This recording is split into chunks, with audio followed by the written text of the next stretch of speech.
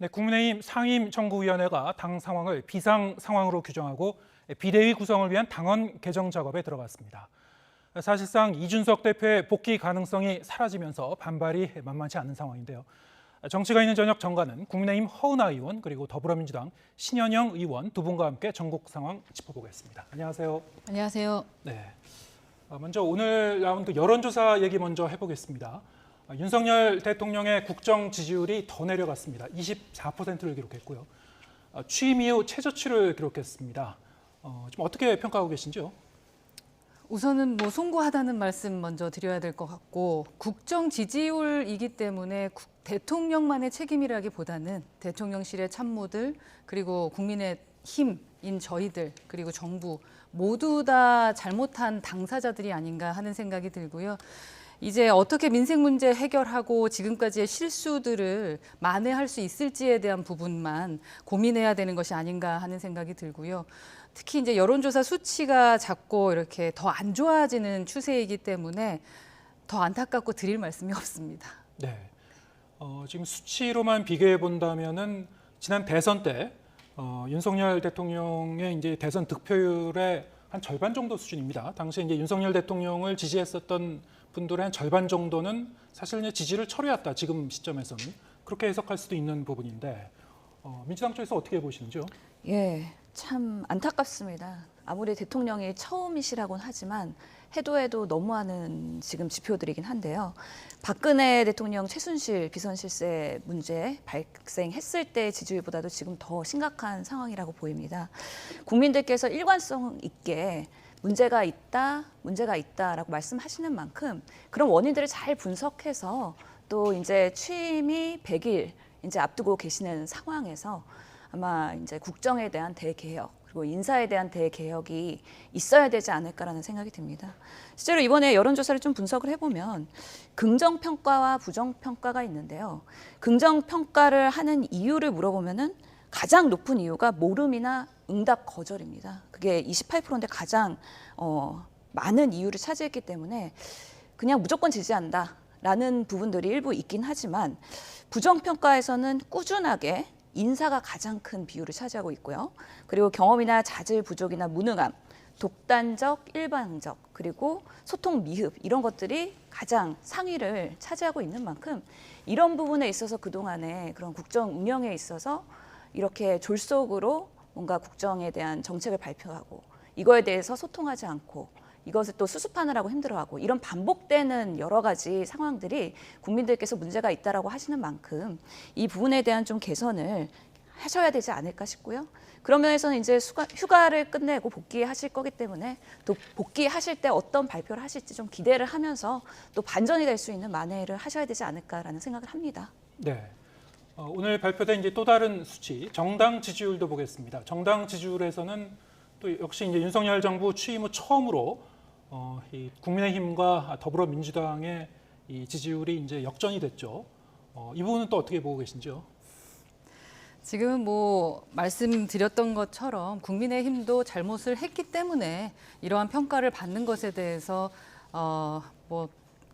아프게 받아들여야 되지 않을까 하는 생각을 합니다. 그리고 지금 저희가 못한 것도 있고 민주당이 잘하기 때문에 민주당이 저희를 역전했다라기보다는 지금 저희가 잘못하고 있는 부분에 대한 회초리를 들고 계신 것이 아닌가 하는 생각이 들고요.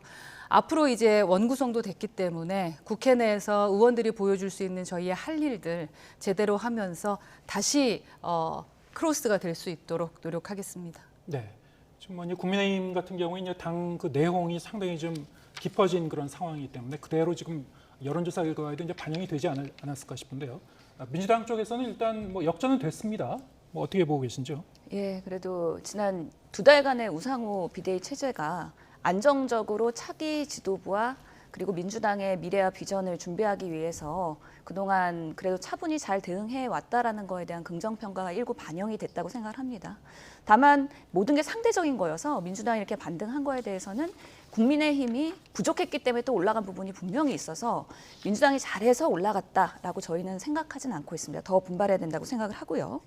지금 국민의힘은 이런 대선을 통해서 국민들께서 권력을 주고 한번 책임져 봐라 라고 했는데도 불구하고 그 권력에 대한 권력 다툼 그리고 내부 분열 그리고 특히나 이런 당이 국민의힘이 어려울 때 정말 변화와 혁신을 가지고서는 이준석이라는 대표를 청년원에 있는 정치인을 데리고 오는 그런 개혁을 했음에도 불구하고 이제는 권력을 가졌고 3번의 연속의 그런 선거 승리를 했음에도 불구하고 결국에는 내쳐지는 이런 청년 정치인에 대한 안타까움, 그리고 윤핵관에 대한 공분, 이런 것들의 국민의힘에서의 그런 지지율에 반영이 된 것이 아닌가 하는 생각이 듭니다. 네.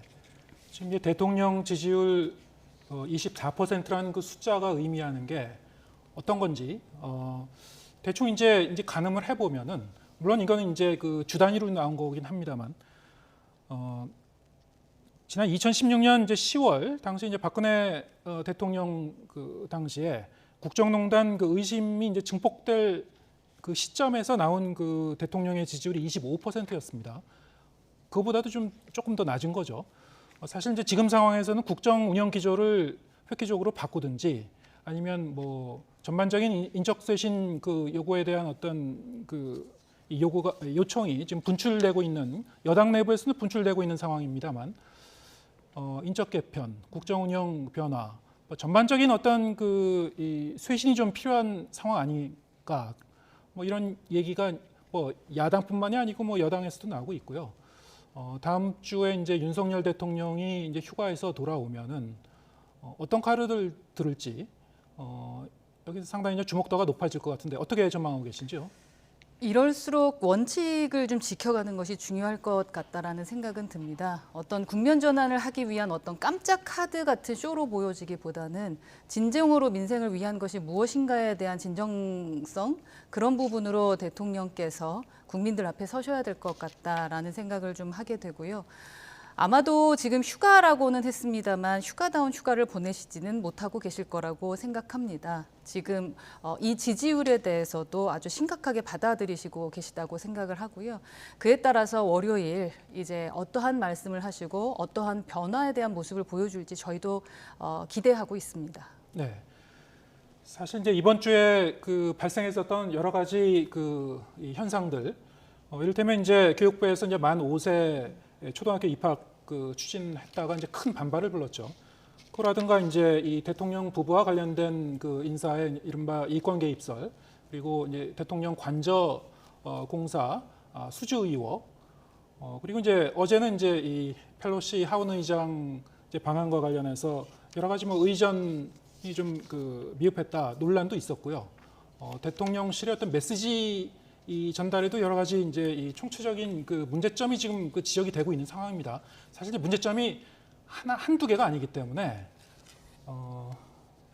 이 대통령이 이제 휴가를 마치고 돌아오더라도 이게 뭐 하루아침에 어떤 쇄신하고 지지율을 이제 뒤집기는 상당히 좀 어려운 상황 아닐까 싶기도 한데, 민주당 쪽에서는 어떻게 보고 계신지요? 저희도 뭐 국정 지지율이 이렇게 떨어져서 국정 동력이 떨어지면 마냥 좋지만은 않습니다. 빠르게 회복을 했으면 하는 제일 야당으로서의 간절한 바람이 있고요. 그러려면은 윤석열 대통령께서는 대전환을 해야 된다. 인적 쇄신을 포함해서 해야 된다고 생각을 합니다. 이거에 대한 답변을 준비하고 꼭 오셨으면 좋겠다는 생각이 들고요. 특히 나 이런 초등 연령 입학 하향에 대해서 박순애 장관 사건은 어떻게 처리할 것인지, 이런 부분도 궁금하고, 또 여러 가지 지금 윤석열 대통령에 대한 이미지가 뭔가 낸시 펠로시가 왔음에도 불구하고 연극 보고 회식하고 있는 이미지, 그리고 그동안에 좀 빵집에서 빵을 사거나 아니면 구두 쇼핑을 하거나 이런 여유로운, 대통령이 너무 한가한 거 아니냐, 이런 이미지를 빠르게 벗어나기 위해서 이런 민생 경제 위기에서 정말 일하는 대통령의 모습을 보여주기 위해서 어떤 것들부터 바꿔 나갈 것이냐에 대한 고민을 하셔야 된다는 생각이 들고요. 또 안타까운 것은 오늘 강승규 사회수석께서 보수 유튜브에 출연을 하셨어요. 그래서 여러 가지 논란에 대해서 해명을 하신 걸로 보이는데, 국민들과 소통을 해야 되는 사회수석이 보수, 극우 유튜버와 이렇게 소통을 하는 것 자체가 언론 대응에 있어서는 과연 적절성이 있느냐, 그런 보수층과만 소통을 하겠다는 것도 아니고, 그러면서 또 야당 탓, 야당의 공세 때문에 지지율이 떨어진다고 말씀하셨거든요. 그래서 지금 이런 엄중한 상황에서 대통령께서 그리고 우리 비서실에서 겸손하게 사안을 받아들이고 누구 탓을 하는 게 아니라 지금 우리부터 바꿔가겠다. 그리고 국민의 그런 엄중한 꾸짖음에 대해서 하나씩 개혁해 나가겠다. 이런 약속을 하면서 신뢰를 다시 회복해야 되지 않을까 생각을 합니다. 예, 알겠습니다. 이번에는 이제 각 당 상황 짚어보겠습니다. 국민의힘은 뭐 일주일 동안 계속 좀 어수선했습니다. 일단 이제 비대위 전환 절차가 속전속결로 좀 진행이 되고 있습니다만 당내에서 여러 가지 뭐 그 이견도 분출이 되고 있고요.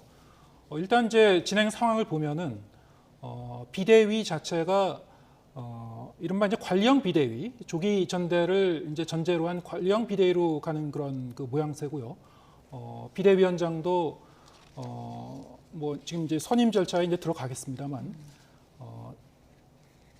차기 이제 전대에서 선출된 이제 당 대표가 이제 2년 임기를 가진다라는 얘기까지 나오고 있습니다. 굉장히 구체적인 얘기가 나오고 있어요. 사실은 이제 전공위원회를 열어서 논의할 사항이긴 한데 어떻게 보고 계신지요? 어떻게 본다고 그럴 때 제가 무엇을 어떻게 답변을 해야 되나라는 참 고민을 많이 하게 되는 것 같습니다. 뭐 저는 개인적인 의견을 밝히기도 했습니다만 지금 이 비상 사태라고 이제 결정을 지었죠. 지금은 비상 상황이 맞는 것 같습니다. 지금 현재는 비상 상황이 돼버렸고요. 근데 이 비상 상황이 되기 위해서 너무 비상한 절차들을 밟아왔다라는 것을 우리 국민들이 어떻게 바라보실까에 대한 고민은 있습니다. 그리고 지금 말씀하셨던 것처럼 되게 차곡차곡 되게 빠르게 무언가가 진행되고 있고 구체적이다라고 말씀을 하셨는데 2년의 공천의 관리를 할 수 있는 공천권을 가진 전당대회 2년짜리 대표를 뽑겠다라는 말씀도 하고 계시는데 지금의 이 절차들을 봤을 때는 이 전당대회가 또 다른 의미가 있을까라는 생각이 솔직히 듭니다. 왜냐하면 절차적인 정당성 안에서 만약에 또 다른 생각으로 윤리위를 열게 된다면 어떻게 될까? 그리고 전당대회에서 당원들이 선출한 대표나 또 다른 최고위원들에게 또 사퇴를 하거나 또 이러한 상임정국위원회를 열어서 비상 상황이다라고 할 수 있는 일이 벌어지게 되면 어떻게 될까라는 그런 의문들이 자꾸 생겨나는 상황이라서요. 앞으로 국민들이 바라보셨을 때 그리고 당원들이 저희를 바라봤었을 때 이 절차적 정당성에 대해서 저희가 어떻게 말씀드려야 되는지에 대한 부분을 제가 가장 지금 고민하고 있다라고 말씀드리고 싶고요. 민심은 배를 띄우기도 하지만 또 이렇게 가라앉힐 수도 있다라는 말을 많이 하지 않습니까? 앞으로 저희가 하는 일에 대해서 그리고 특히 보수가 다시 살아나는데 사실 2년 전만 해도 저희가 지금 뭐 4%, 5%인데 그 정도의 지지율이 나올지는 못했었습니다. 근데 이렇게 하다가는 다시 고사할까 봐 걱정이 되기는 합니다. 그래서 조금 더 고민하고 9일에 있을 또 전국위원회에서의 결과를 또 그분들께서 어떻게 판단하실지에 대한 것을 조금 더 지켜봐야 되지 않을까 하는 생각을 합니다. 네. 지금 이제 비대위로의 이제 전환 과정에 이제 절차적 정당성이 이제 문제가 있다 이런 의견이시고 이대로 가면은 자칫 잘못하면 이제 이 보수가 고사할 수도 있다 이런 이제 입장을 재차 밝히신 건데요. 이준석 대표의 복귀는 사실상 어려워집니다. 이렇게 되면은 이 대표 측에서는 법적 대응을 이제 시사하는 그런 그 얘기를 계속 흘리고 있고 뭐 정미경 그 최고위원 같은 경우에는 이준석계로 이제 불립니다만 가처분 신청을 낼 경우에는 해볼만하다. 하지만 개인적으로는 이제 대표직을 이제 접어야 될 때 아니냐라는 이제 그 개인적인 의견을 내기도 했습니다. 허은하 의원께서는 어떻게 보시는지요? 우선 가처분 신청이라는 이야기가 나온다라는 자체, 이런 상황이 됐다라는 부분에 대해서는 상당히 안타깝게 생각을 합니다. 그리고 이준석 대표가 사퇴를 해야 된다 말아야 된다라는 것을 제가 지금 말할 수 있는 부분은 아니라고 생각합니다. 우선 이준석 대표 본인 스스로가 나는 사퇴하지 않겠다라고 말씀을 하셨고요. 그리고 그것은 본인의 자유인 겁니다. 그리고 우리 당원들이 뽑아주신 분입니다. 그래서 본인 스스로 그 사퇴하느냐 마느냐에 대한 그 부분도 그 대표님의 생각을 따르는 것이 맞지 않을까 하는 생각이 들고요. 또 그에 맞는 본인의 의견들을 또 페북에 쓰지 않았겠습니까? 왜 그러한 행동을 하는지에 대한 부분은 충분히 이해합니다. 그리고 또 뭐 정미경 최고께서 말씀하시는 부분은 당의 내홍들과 당의 앞으로를 위해서에 대한 말씀을 해주시는 부분인데 네. 지금 제가 현재 그 부분까지 말씀드리기는 좀 애매한 상황이 아닌가 하는 생각은 듭니다. 네. 네. 뭐 정미경 최고위원의 얘기를 이제 인용한 거는 그분이 이제 그 법률가 출신이기 때문에 법적으로 보면은 이제 이 가처분 신청도 해볼만 하긴 하지만 정치적 견제에서 봤을 때는 이제 이준석 대표가 가처분 신청을 해서 다시 돌아오는 게 과연 본인에게도 바람직한 것, 당을 위해서도 바람직한가 여기에 대해서 이제 본인의 의견을 얘기했던 것 같고요. 어쨌든 허은하 의원의 이제 지금 말씀은 지금 상당히 좀 그 빠른 속도로 비대위로 전환하고 있습니다만 당내에서도 좀 그 다른 의견이 있다라는 점을 좀 확인할 수 있는 다시 한번 이제 그런 계기가 된 것 같습니다. 근데 지금 이제 민주당 쪽에서는 이 여당이 이제 내용을 어떻게 보고 계신지 궁금하긴 한데요. 공교롭게도 지금 그 우리나라의 정치 상황이 뭐 국민의힘도 이제 비대위로 가고 있고 이미 이 민주당은 그 비대위 체제를 이제 비대위원장을 한번 바꾸면서까지 지금 또 비대위 체제 아닙니까? 3당이라는 이제 정의당 같은 경우도 이제 비대위 체제고요.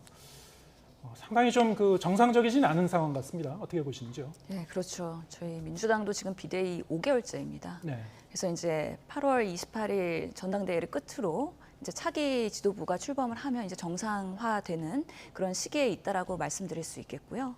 지금 국민의힘에서의 그런 내홍에 대해서 저희도 안타깝게 생각을 하고 있습니다. 그래도 집권 여당으로서 여러 가지 정책적으로 국민들한테 실력을 발휘해야 하는 이 정말 정권 초기 시점에서 이렇게 윤핵관 그리고 뭐 이준석 이런 당내 권력 다툼이 시작됐다는 것 자체가 그리고 이게 단순히 쉽게 해결될 수 있는 상황이 아니라 이제 대혼란의 서막이 아니냐라는 것 때문에 상당한 우려가 있는 것이죠.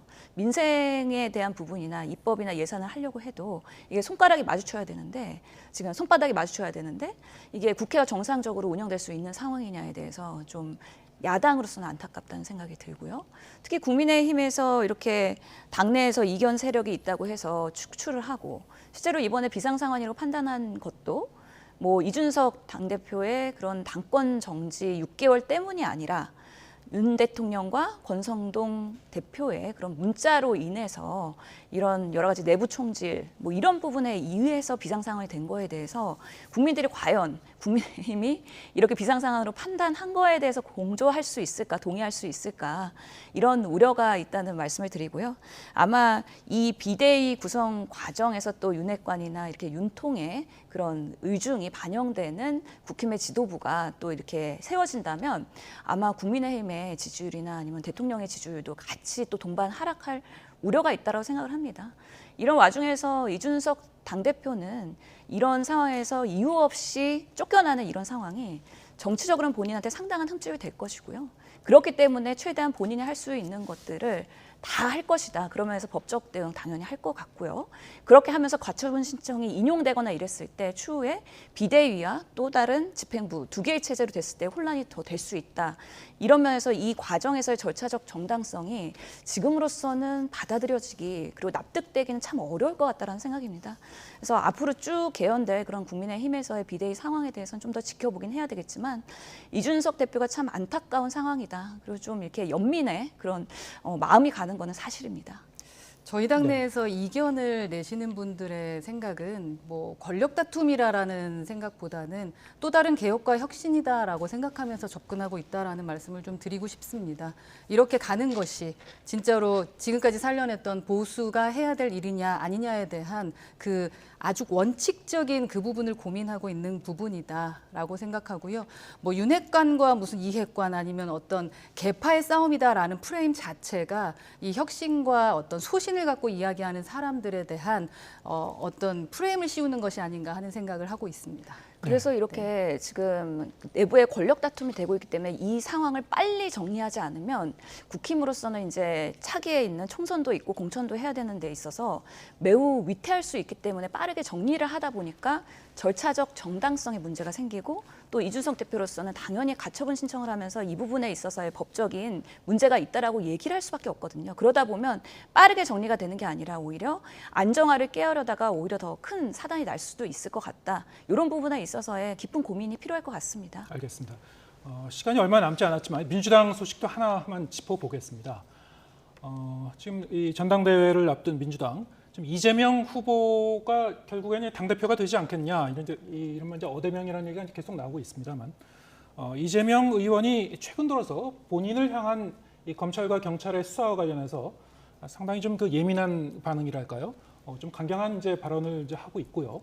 엊그제는 이제 뭐 국기문란이다 그런 얘기까지 했습니다만 본인의 이제 수사와 관련해서 이거는 이제 김혜경 배우자 김혜경 씨의 이제 법인카드 의혹 수사 참고인이 사망한 사건과 관련된 거죠. 본인이 이제 계속 이제 해명을 하다가 새로운 그 뉴스가 나올 때마다 그 해명의 내용이 조금씩 바뀌고 있는 거 아니냐, 말 바꾸기 아니냐 이런 그 지적도 나오고 있고 실제로 이 강훈식 당대표 후보 같은 경우도 이 의혹을 해소하기보다는 오히려 증폭시키는 측면이 있지 않느냐. 당내에서도 이제 비판이 나왔습니다.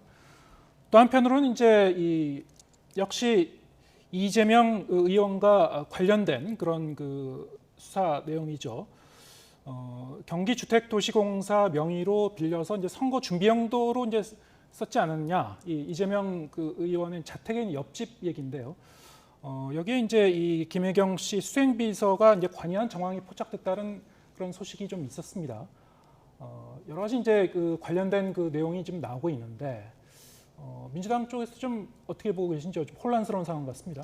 예, 뭐 복합적으로 많은 얘기들이 나오고 있는 것 같습니다. 8월에 아마 그런 분수령이 되는 또 한 달이 되지 않을까 싶긴 한데 우선은 어대명이다라고 얘기하면 아마 강훈식, 박용진 후보가 매우 섭섭할 것 같습니다. 왜냐하면 내일부터 이제 우리가 경선 이제 권리당원 투표에 대한 공개가 지역별로 이제 순회 경선이 시작되는데요. 내일은 오전에는 강원 그리고 오후에는 대구 경북에 있는 그런 투표가 공개될 예정이고요. 또 일요일에도 제주 인천에서 공개가 될 예정입니다. 그래서 아직까지는 어떻게 결과가 나올지는 좀 지켜봐야 되는 거고요. 지역별로 편차가 있을 거라고 예상이 됩니다. 그러면서 지금 8월 한 달에 이런 전당대회 흥행을 위해서 열심히 3명의 후보가 뛰고 있다는 말씀 드리고 싶습니다. 이재명 후보가 이제는 강경하게 기자간담회를 자청하면서까지 본인의 뭔가 대응과 억울함을 직접적으로 호소하고 계시는 걸로 보입니다. 그래서 이재명 후보의 지지율이 올라가면 올라갈수록 또 그런 정치나 여러 가지 검찰의 수사는 더 강화되고 그런 공세는 더 강화될 것으로 보이기 때문에 이것에 대응하는 그런 한 달이 되지 않을까 싶긴 하고요. 또 김혜경 그 사모의 법인카드 문제 그리고 여러 가지 수사로 밝혀지고 있는 부분에 있어서는 문제가 있으면 책임을 져야 된다고 봅니다. 그런 면에서 김혜경 사모도 그런 부분에 있어서 기자간담회를 했었고 이 부분에 대해서는 충분히 책임을 지겠다고 한 만큼 그 수사 결과를 지켜볼 필요는 있다라고 생각을 합니다. 다만 과도한 뭔가 검찰이나 그런 경찰에서의 공세나 이런 것들이 있으면 오히려 정치 보복으로 받아들여지고 더 이재명의 그런 지지층들의 지지를 집결할 수도 있기 때문에 어떤 방향으로 흘러갈지는 조금 더 8월 한 달 정계를 지켜봐야 되지 않을까 싶습니다. 네, 문제가 있었으면 책임은 져야 된다. 어쨌든 이제 수사 결과를 지켜보자는 얘기였습니다. 오늘 말씀 여기까지 듣겠습니다. 국민의힘 허은하 의원, 더불어민주당 신현영 의원 두 분과 함께했습니다. 고맙습니다. 감사합니다.